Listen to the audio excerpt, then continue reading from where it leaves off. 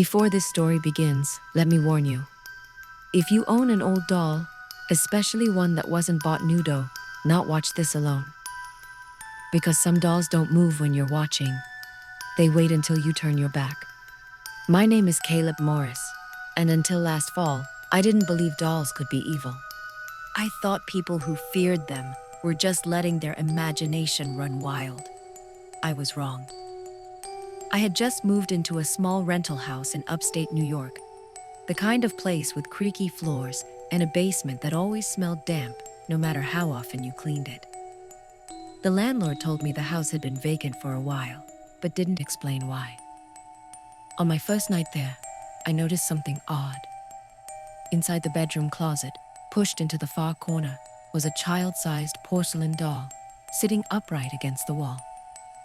It wore a pale yellow dress, badly stained, and its porcelain face was cracked near the mouth, just enough to look like it was trying to smile. I assumed the previous tenant had left it behind. I should have thrown it away immediately. Instead, I picked it up. It was warm. Not room temperature. Warm, like someone had just been holding it. I dropped it back into the closet and told myself it was nothing. That night, I dreamed of wet footsteps crossing my bedroom floor. The next morning, the doll was sitting on my dresser, facing my bed. I know what you're thinking. Maybe I moved it and forgot. But here's the thing. I always lock my bedroom door when I sleep, and the door was still locked. I picked up the doll again. This time its dress was damp at the hem, like it had been dragged through water. There was no leak, no pipes, no explanation. I took the doll outside, walked 3 blocks, and dropped it into a public trash bin behind a grocery store. Then I went to work. When I came home that evening, the doll was back, sitting on my couch, dripping wet. That night, I didn't sleep. Around 2:17 a.m., I heard something soft scraping across the floor. Slow, deliberate, like porcelain being dragged. I stayed perfectly still. Then I heard it, a whisper. Not from the hallway, from right beside my bed. You left me. I turned on the lamp. The doll was standing at the foot of my bed.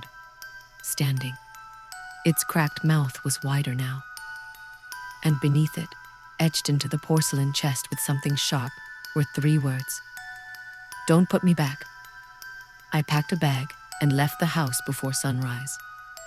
Later that day, I called the landlord. When I mentioned the doll, he went silent. Then he said, that wasn't supposed to still be there. He told me the truth. A little girl named Maribel Haynes drowned in the basement of that house in 1996. Her parents claimed she talked to a doll that told her things. After her death, the doll was found at the bottom of the stairs, soaking wet. They threw it away. It kept coming back. The last tenants tried to burn it. The fire went out on its own. I never went back to that house. But last week, after moving into my new apartment, I woke up to the sound of dripping water. On my nightstand was a porcelain doll, wearing a clean yellow dress. And this time, it was smiling. If you ever find a doll that feels warm, don't throw it away, because it already knows where you live.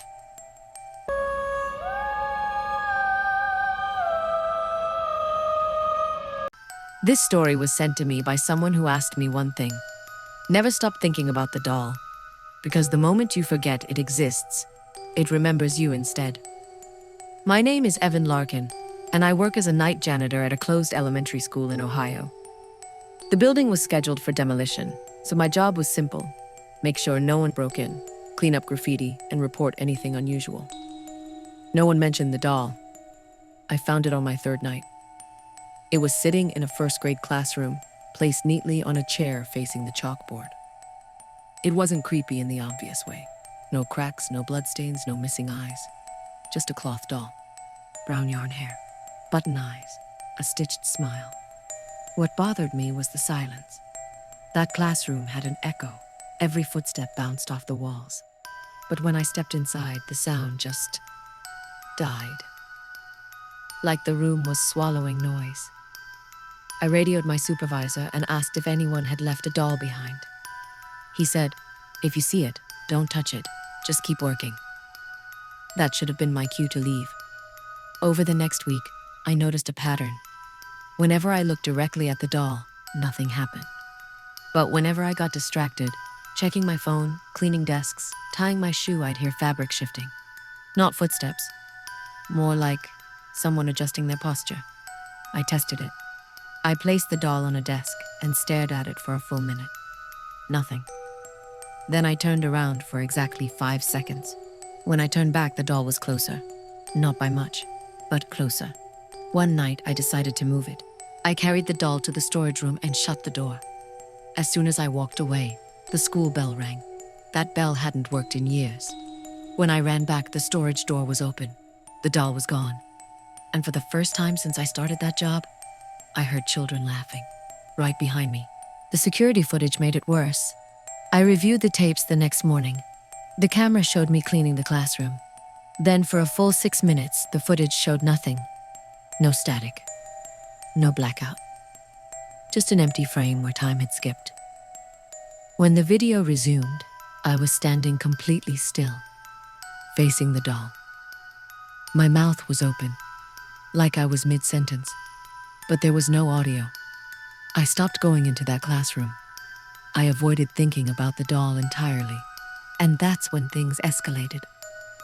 I'd find thread fibers in my pockets, buttons under my pillow at home. Once, I woke up humming a tune I didn't recognize. Later, I realized it was the same melody the school bell used to play decades ago. On my final night, I quit. As I was leaving, I passed the classroom one last time. The doll was gone.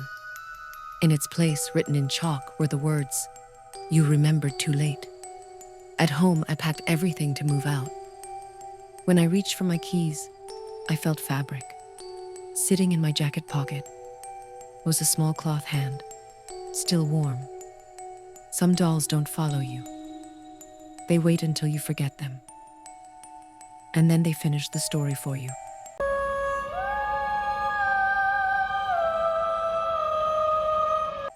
If you grew up with bedtime rules, listen carefully. Some rules aren't meant to protect children. They're meant to protect everyone else in the house.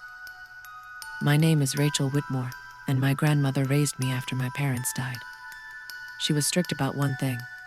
Every night before bed, I had to count my dolls. Not my toys, not my books, just the dolls. There were always 6 of them, no more, no less. If I ever counted wrong, I had to wake her immediately. She never explained why. When I was 7, one doll didn't belong. It was taller than the others and made of stiff cloth with painted eyes that never reflected light properly. Its hands were stitched together like it was praying. Grandma called it the quiet one. She said it didn't like being named. Every night, she'd stand in the doorway while I counted aloud.